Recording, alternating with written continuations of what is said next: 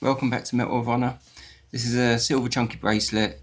As always, I'll talk you through it, and with all of the videos, most of the knowledge of what is happening in this video is what I'm telling you. So yeah, as always, just please stick with it. Listen to what I'm saying about things. That's the one thing that is going to make all of this easier for you. And just doing little projects like this is what's going to help you improve. But yeah, we'll jump straight in, chat like normal, and all the rest of it. So the main body of the bracelet is a 5mm round wire. This is all normal 925 sterling. Some places will sell straight rod, but this one is what comes on the coil, so sort of bent out by hand most of it. It's not annealed. When it comes on the coil, opening it up, you've still got a bit of that annealed sort of strength in there, so it's still a little bit soft, so you can get away with doing this. And it's easy getting the most of it out because you can see where it's arching. Yeah, I don't know how to explain it. It's like I say, sort of getting that archway out is the easy bit. You could do that straight on the anvil, but you notice here I've got a bit of card. Sometimes I would just use a bit of paper for delicate stuff, but for this being thicker, I've used the card. So basically, if you've got like the curved bit of wire and you hit it flat onto the anvil, it'll always bounce back up. It'll always have that bit of rebound into it. But by putting a bit of card underneath it, it allows it to go down and sort of push through a little bit, and then when it sort of bends back again in that rebound, it ends up straight. So that's why it's always good to have a little bit of card. A bit of card this thick. This is like an old back page of a spare or used sketchbook. But yeah, normally if it's a bit of 1.5mm round wire, just a bit of sketchbook paper, just a normal bit of white cartridge paper is what I'd normally use. But that is how you get it straight. Yeah, I think I explained that okay. But yeah, afterwards take it out. As long as your anvil or flat plate is good condition, good quality, and stays flat, you'll be able to pinpoint any sort of bits that have still got a little air gap underneath. Because from you see like the photo of what this is going to look like, you want it straight, you know. But just having that bit of card is so important for getting a straight piece of wire. If you're using, you see here, like the length of these little links, I'm doing it at 12mm. Might have been easier for everyone to read if I'd have used like the digital verniers, but yeah, 12mm length, 5mm width. And the easiest way to cut a nice flat edge, just in a normal sort of chenille vise, not one of those super cheap chenille vices or tube cutters, whatever you want to call it. They tend not to be that straight and not fantastic. So also, this main video, you see, even this is like 42 minutes long. Even though I haven't sort of time-lapsed any of this video, just this video is mainly just doing one link only. Doing a video for all of these, it would have been like a few hours for the video, and you would be repeating, and it'll be so boring. So I'll talk you through like the layout and or like the order to do everything. But yeah, so this video is basically one link only, but it will show you everything you need to do. And the worst thing about this sort of bracelet, one of the toughest bits later, is actually just holding it nicely for the sanding. But the thing to remember is, anytime you're doing a new shape of sort of link of any type of bracelet, even if you're someone that doesn't do handmade stuff like this and you're just doing like castings that you've had someone cast up like 15 links or something, that first one is always going to be the most awkward to sand up and just get that roll going, you know.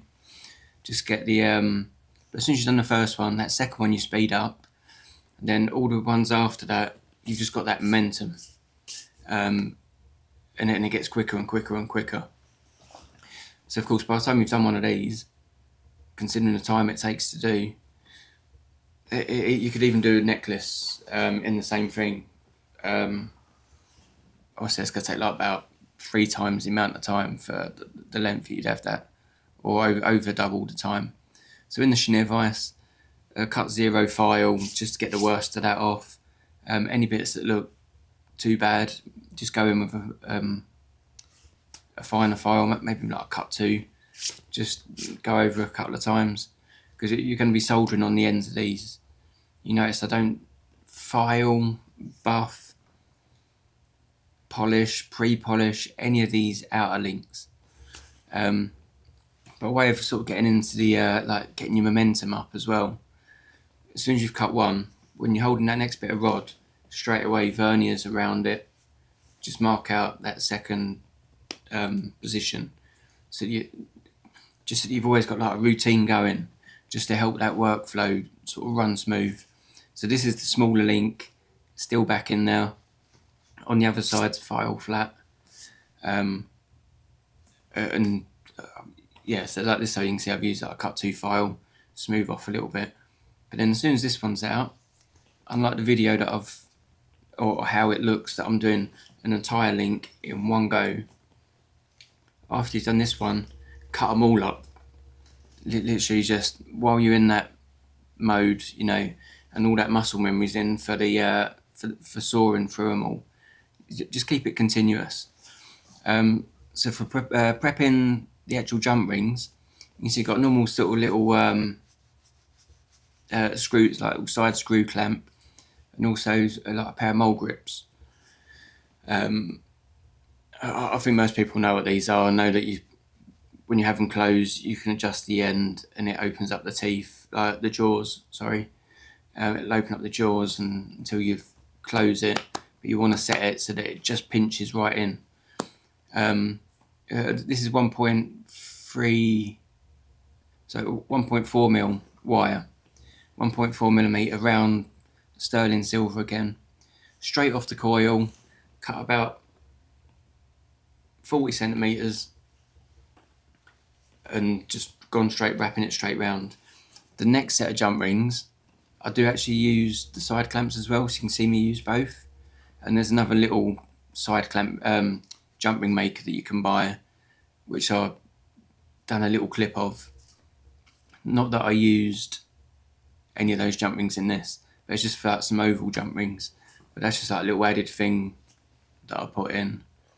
And the main thing is when you're rotating it, hold it all still so that you never, as soon as you go like that, you never want to back pull it, or you'll end up with jump rings that end up big, small, or by the end of the coil, they'll be so round, so much bigger than the actual sort of like little mini mandrel that you're twisting it around.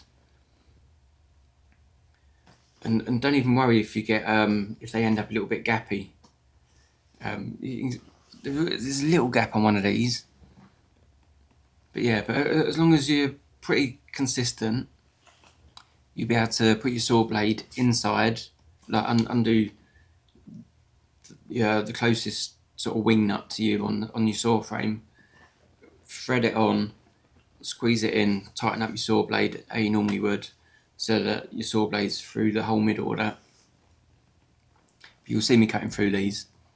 So these are the smaller jump rings, and this is just going around a 2 mil round spindle.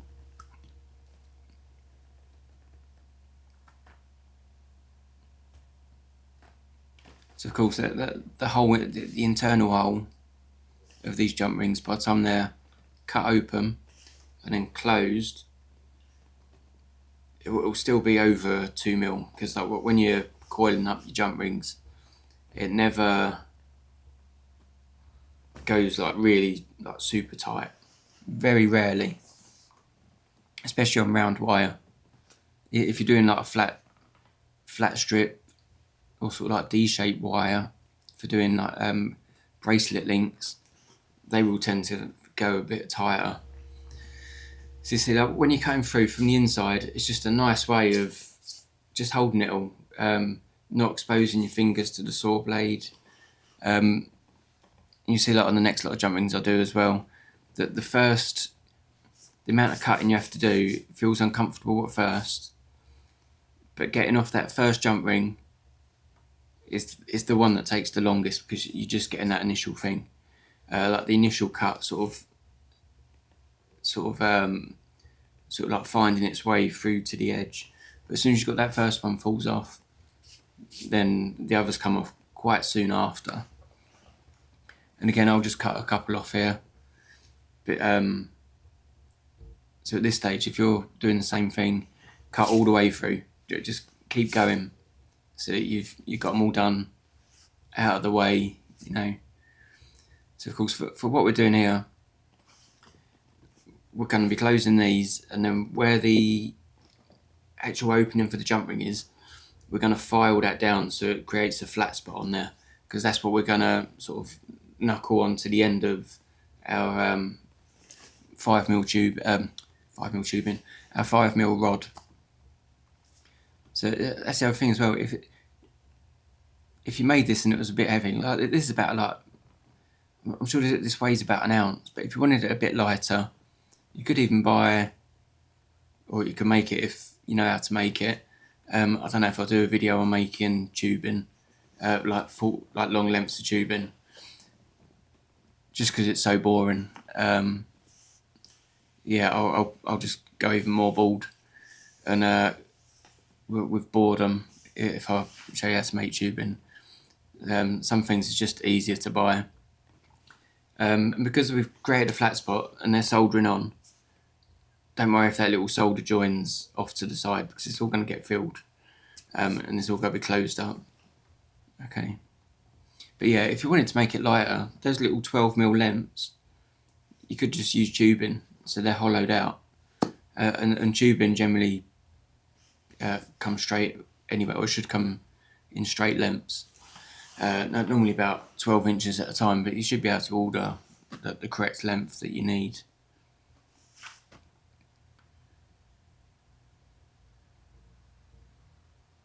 So for this, I'm just using some little narrow tweezers just to reposition in the actual in the pliers, just so I can sort of hold it properly, you know. Like less if you need to sort of file more. See, and there, even though I'm holding it a little bit wonky there, but yeah, just holding it straight down. As long as, like, when you're actually lining it up, you don't want like the outer side of your tube there and the circle being off centre a little bit. It's all about lining it up, and the same as like sort of when the tube's that jump rings this way, and you've got your main link, you can pull it over like that. When you cut it in tweezers like this, same as sort of like pinching from different angles, that's just repositioning it. For the actual soldering, don't try putting both on at the same time and think, oh yeah, I'll do that, then I can just flip it. Generally, because your tweezers are holding on to a round inner surface of that jump ring, it's just going to make the jump rings twist outwards. So I'll zoom out here. So with the reverse action tweezers, always reverse, just because they got that, gives it that pinch, and don't put them too close down. If you bring, like holding it how you see me, how I'd positioned it, it holds it perfectly. If you go too close to the link, if you accidentally overheat it, it's just going to pull through that jump ring, and also bend the actual tweezers. Even though they're titanium, these narrow tweezers, yeah, is sort of like less is more effective, you know. And same with anything, it's just my normal Fluoron flux, the fluorescent yellow stuff, warming it up gradually. Same as always, hard solder, opposite side of the link that I want to solder to the heat source until it flows, rushes through, all soldered. The little gap in the jump ring of that main link, that's soldered as well. Once you've quenched it, you don't need to pickle it, just position the other one, flip it over and line up again. Get a little bit of solder on the pick and crack on.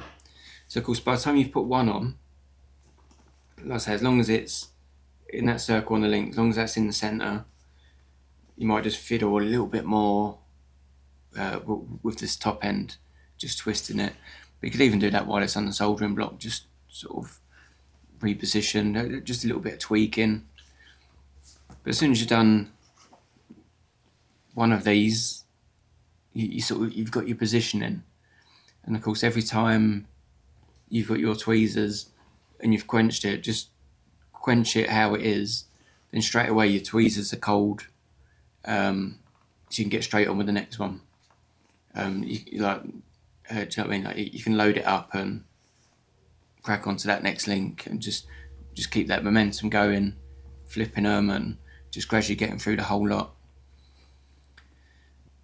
So as soon as I've done this bit, for me personally, I've got all of them to this stage, okay? Just to make that clear. So that this is an oval jump ring maker. This is one that's it's just bought off of eBay, but they're quite handy. But the oval bar that comes with it, you can even put that in the mole grips as well, or the side clamp, side screw metal clamp, hand clamp, or hand vise. I think it's called a hand vise when you go online. And these ones, it's just the same thing. Just every time you turn it, just don't let it pull back on itself. Just keep it going. You just got to keep that flow and keep it continuous. And again, don't worry if there gets little gaps in between. It's not too important. But yeah, I say that these little oval links are nothing to do with the bracelet that I'm making. It's literally just to show you another method of jump ring making. You can see it's a little bit fiddly. Yeah. So this one, you see, you put a little right angle in the end, and that helps hold the wiring. So if you're doing precious metals, there's always a little bit wasted there. So now we're making the bigger jump rings that are going to link all of our current links. So bear in mind that I've got about 14 or 13 or 14 links for this bracelet. So these are the big links. So still the same 1.4mm wire going round. But you can see these clamps as well. I think these only cost about £2.50 or £3.50 or something. A lot of these sort of little tools are so cheap, especially like mole grips. You could probably buy 3 different shapes mole grips for £5 or something. So it's not much. So normally when I'm doing the jump rings, my preferred method out of all of these is generally the mole grips, just because I can adjust that little. I just like that flat end of the actual tool for holding and twisting. But that's my preferred method. There's one more way of making links as well, but the day that I make like a multi-link bracelet, I'll actually use that then, and I'll go through it and show you like the other method. Of course, failing that, I think Durston's still like a jump ring maker that's got like a little handle. It just looks like a mini rolling mill that's coiling it up. But personally, I don't see the point in spending all that money on doing that when it's such a cheap way like this. And these bigger links as well, that this is the same way. saw blade through the middle, cutting them. So you see me cut a couple off, and then you'll actually see my little army of links as well, because I'll show you how I close up a few of those as we go.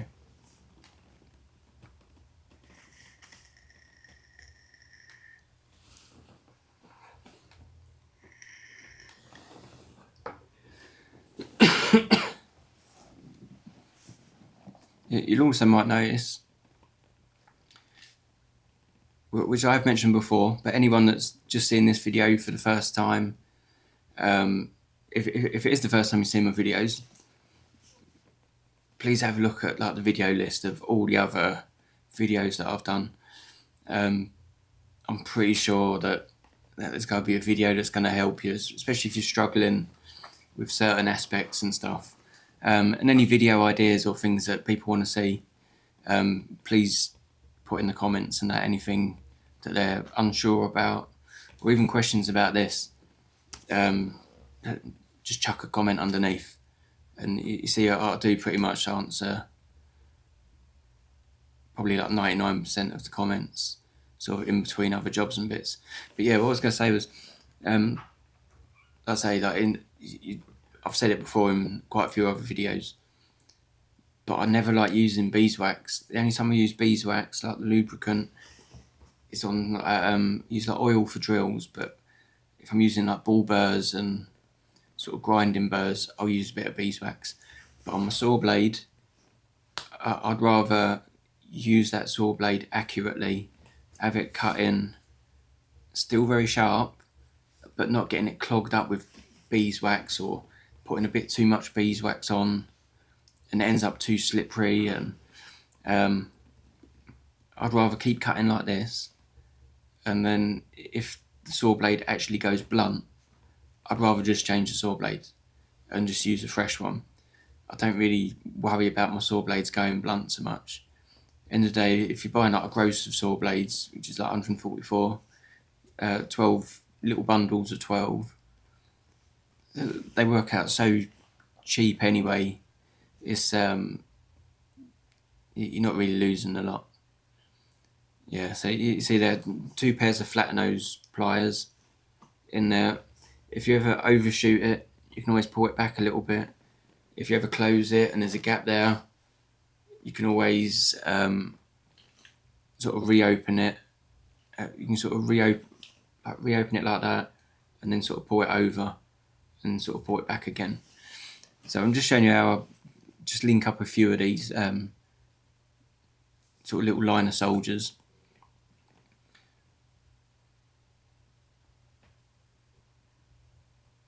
But when you get to this stage, it is satisfying when you get to see everything coming together and you start seeing it in one length. Same as any bracelet making. It's I don't know, it's just that satisfaction of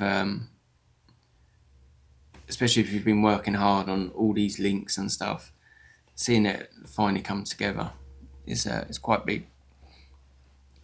And of course, where it's like this, I've got that opening. You don't want to heat up the short, sharper flame is better here, because there's less chance of you warming up the jump rings to the other links there. Because you don't want that solder to run. And again, that heat coming in front of the solder to pull the solder that way, if you just pull it on the front, it's not going to solder through that gap well. If you try resting the solder on there, there's a chance that it's just going to run around the jump ring and solder it to the other actual link jump ring, which is a nightmare. You want to avoid all of that the best you can. I don't know if I've used the term in these videos since I've started doing it. You will see me sort of lay solder on some items, or some bits you'll see me wedge it in like the little gap that I want to solder. But when you see me doing it like this, where I've got the solder pick, balling up a bit of solder to put on and going on, that's what I'd call sort of flying it on, not like resting it or sort of positioning it. That's the same as when I've done the links when they were up that way in tweezers for the first bit of soldering on this video. That's what I would describe as flying the solder on, sort of just landing it. So there, you see I actually dropped that little bit of solder, fell through the hole. The main thing just to double check on before I actually put a new bit of solder on, just seeing where that other bit of solder had gone. Because if you accidentally warm up the whole thing again, you don't know where that bit of solder's going. So just look underneath and just make sure it's not touching the actual links. So I say this is the most awkward bit to get the hang of. If you hold that pist or anything, if it goes a little bit off course and that, you know, there's a chance that you're not going to get a really nice smooth cylinder. You're going to end up with ripples in it, or like over polished sort of waves in what you want as like a very nice sort of barrel, very flat-sided shape. It might look easy like this, and again, really, you don't want to go too far on one bit, because you don't want it to be like a nice big circle, then all of a sudden it's got this sort of flat spotted line, or instead of it being circle like that, it's kind of got a flat like that. It's a very awkward movement on this.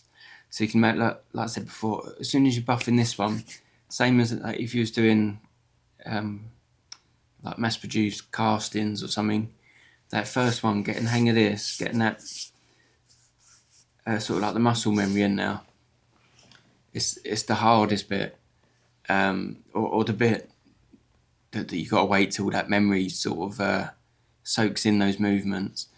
Because as soon as you've done this one, honestly, by the time you've done the last one, you'll be doing it so quick.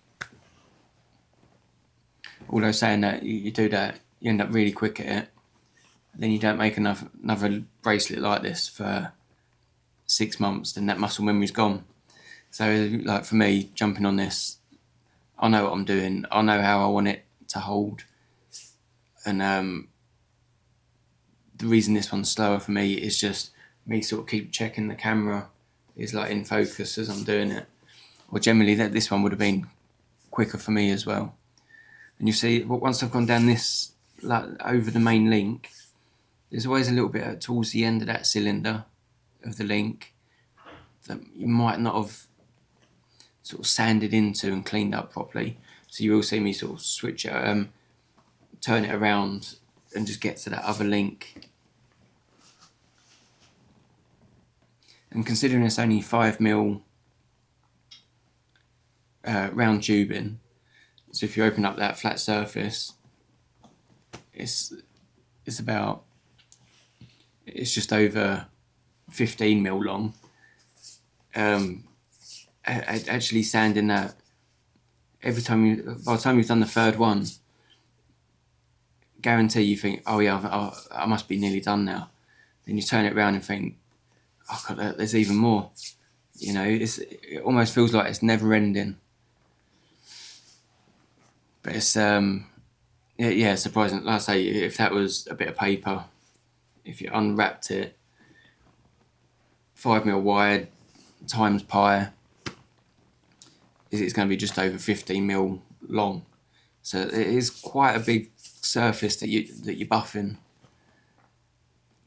And this one is about a 320 grit paper. Instead of when I go over, you can see from like the final picture, doing it satin finished. But by giving it this nice buff first, it's going to ensure that final outcome of that look, it all looks clean, it looks crisp. It hasn't got like wobbly lines in the cylinder, like I was saying, sort of like polished drag marks. Yeah, it's just keeping a nice, clean, uniform surface. And then this paper is just the 1200 grit or 1200. however you want to say it, and just doing the identical thing.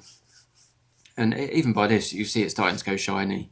And same as what I've said in my other videos, even if I'm doing something that it's going to have a satin finish at the end, I always like to take it through the papers and I polish it. I like to pre-polish as well.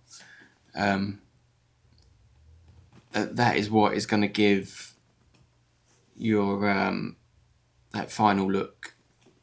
Especially if you're doing satin finish, you're going to get fire stain show up,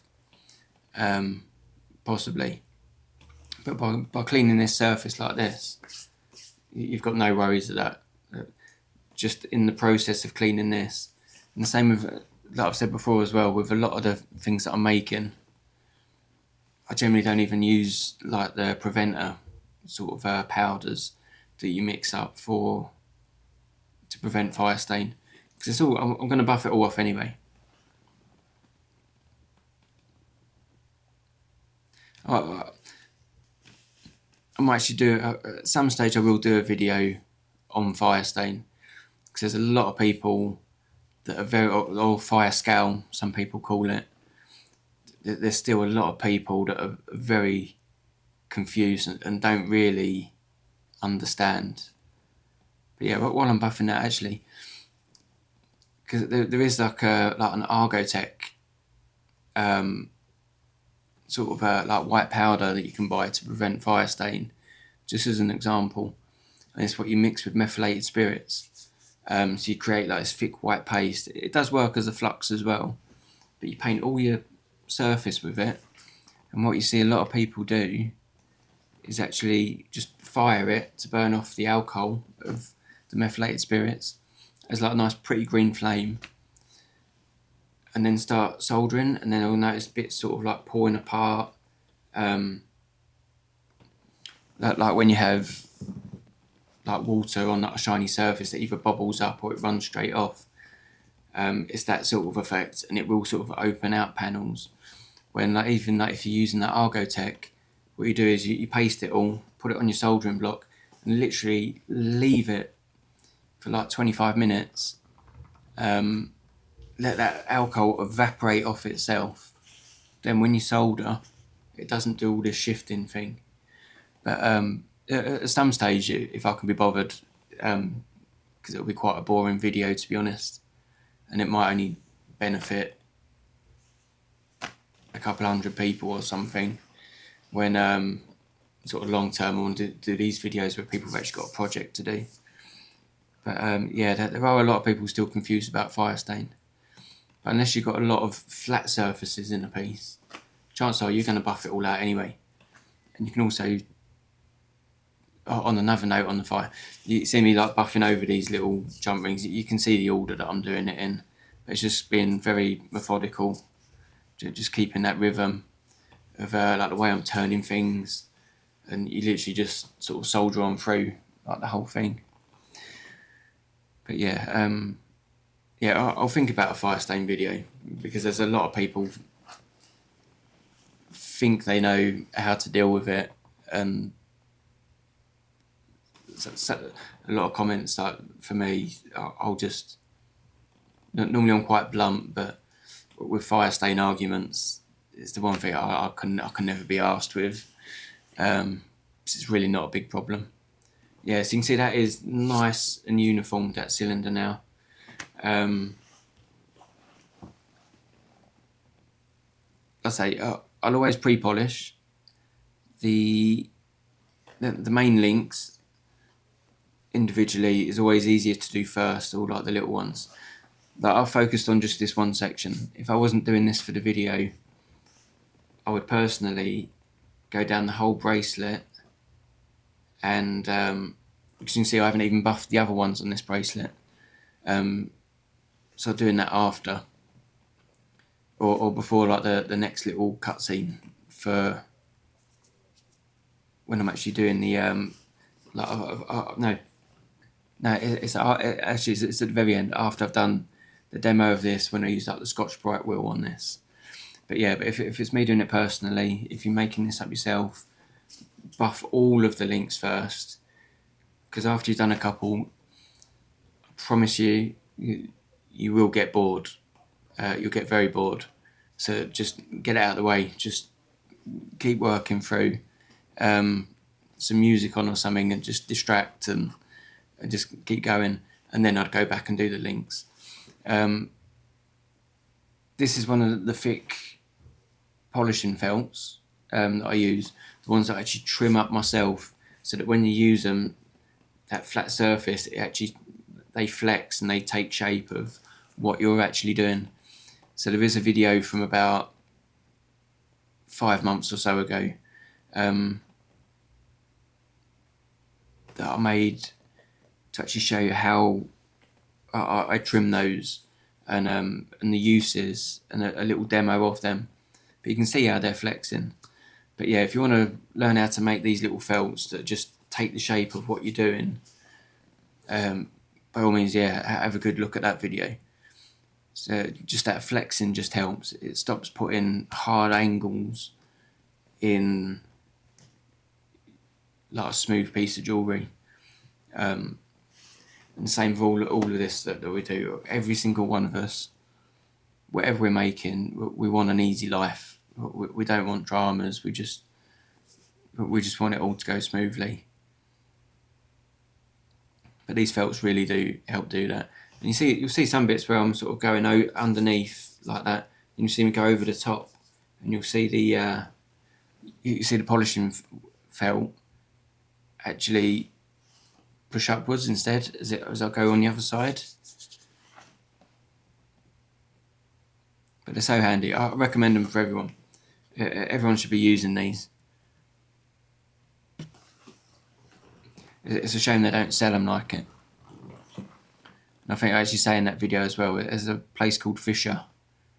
And it's in Germany. So I'll normally get 100 of these at a time, and they'll last me ages. But it just takes a little while coming from Germany. It can sometimes take a week. So if I'm down to like my last few, I'll get an order in. Yeah, so this is where you can see that actual little felt wheel flex. When it's going on the outside, on the outer edge, and not the inside bit. They're so handy. Oh, yeah. But yeah, I'm hoping everyone gives this a go. You can even try your own variation. You could even do smaller little jump rings and use like a 3mm wire. Of course, that's an option as well, especially if you have trouble. If you're only using like little creme brulee sort of torch, you might find it easier just doing like little 3mm links. But just bear in mind that the smaller the little jump rings that you're going to be attaching, the more chance you've got of that solder running down and actually having, if you've got 2 links there, you've got all this little tiny delicate work in the middle. If you accidentally the solder accidentally flows the way you don't want it to go, them links are just going to be rigid and you accidentally solder them tight. So normally, as a beginner sort of project, it's generally just easier to do things on a bigger scale, just because you can see what's going on a lot easier. And I generally find, I don't know what it's like in other countries, but in England, a lot of people that like chunky sort of silver bracelets are generally the people that buy stuff more from like art gallery type places, and them sort of people do make chunkier stuff, but because it is that little bit easier, it's just that little bit easier to handle, and it's just easier to learn from. It's just some people get stuck in their ways, and that's all they'll ever do. They'll never go on to like the real fine jewellery, like something like the clusters and various collets that I've made. But yeah, if you want an easy life for that as well, I would say keep it at that 5mm tubing, but 4mm wouldn't be so bad. And another thing you can do as well is if you had your link with those jump rings on, if on just one side of the link, do how we've done here. Then on the other link, where that's your actual tubing. Oh yeah, yes, you can see it's all polished up, ready for the satin wheel now. But if that's your tubing, let's say one side, do how you've just seen, and the other side, that instead of filing the actual jump ring opening flat, so it sits on, file it at the edge flat, so that then you can actually open that up and hook it round. So that way, if you wanted a lot more of the little barrels, so you might have to do 3 or 4 more extra little barrels, but you wouldn't have the big jump ring in the middle. It'd all be very sort of continuous. So that's another option as well if you wanted to not do that, this main jump ring, but just be really careful on the soldering on that one, because you're actually soldering, you're actually warming up the whole link. So yeah, this really is it now. After this, then you literally go to me actually with like a finished bracelet. But the main thing with these little Scotch-Brite wheels is just don't hold it still. Just keep flowing, just keep moving. Wherever you're going, just keep moving. I think this video is sort of describing all this. I think I don't know. I think it was cold in here this morning. That's why I've still got a jacket on. But yeah, all this movement, all this animation, and that I'm getting a bit hot now. But yeah, just keep that moving. If you hold that split second in the wrong place too long, it's gonna put sort of like a dip in it, almost like a dent. But yeah, coming towards the end of this video now, I say it will snap to the actual final bracelet, all satin finished. Don't forget, if you're going to do like a polished version of this, what you really want to do is the same as like with after that pre-polish, just keep it moving and just keep it rotating and never hold the polish in one place. That's when you're going to come unstuck. Oh, see, I did actually put a couple more jump rings on the end just to put the clasp on to hold it, but there's nothing interesting there really that you didn't see. But yeah, I say it's simple. Stick with it, because that first link is a pain, and that really is getting used to your flow. But yeah, I'm just going to leave you there. I've got so much to do. Sorry that this little video is out of schedule as well. But yeah, I hope you enjoyed it. Please like, subscribe, watch all the other videos and all that stuff. And take care. Thank you.